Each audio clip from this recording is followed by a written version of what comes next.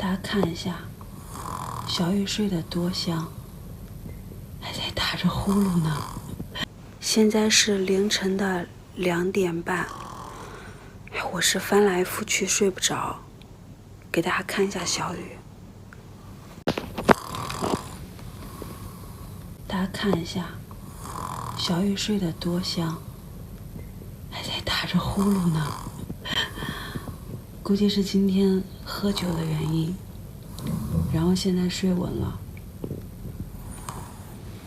哎呀，这是我第一次和小雨一个房间睡觉呀。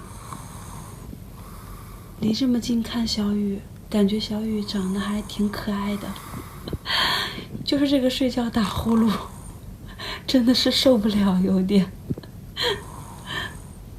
小雨，叫他都不答应。我今天晚上我肯定是睡不着了。我想着今天晚上我去，就是接到小雨的时候，然后看到他那个样子，真的把我给心疼坏了。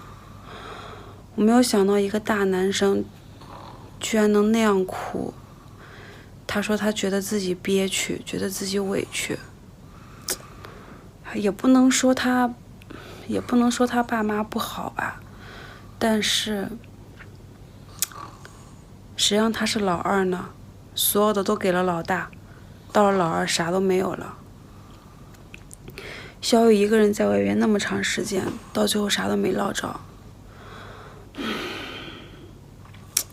这个彩礼的事情，哎呀，我都头大死了。我不知道，我觉得我得找一找我妈，我得跟我妈说一说，就是看能不能不问小雨要彩礼。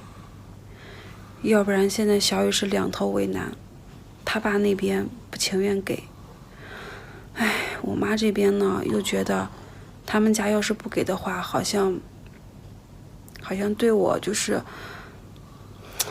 我真的我也感觉挺为难的。但是我真的也是很心疼小雨，我不想让小雨就是现在这个样子。大家说我到底该怎么办？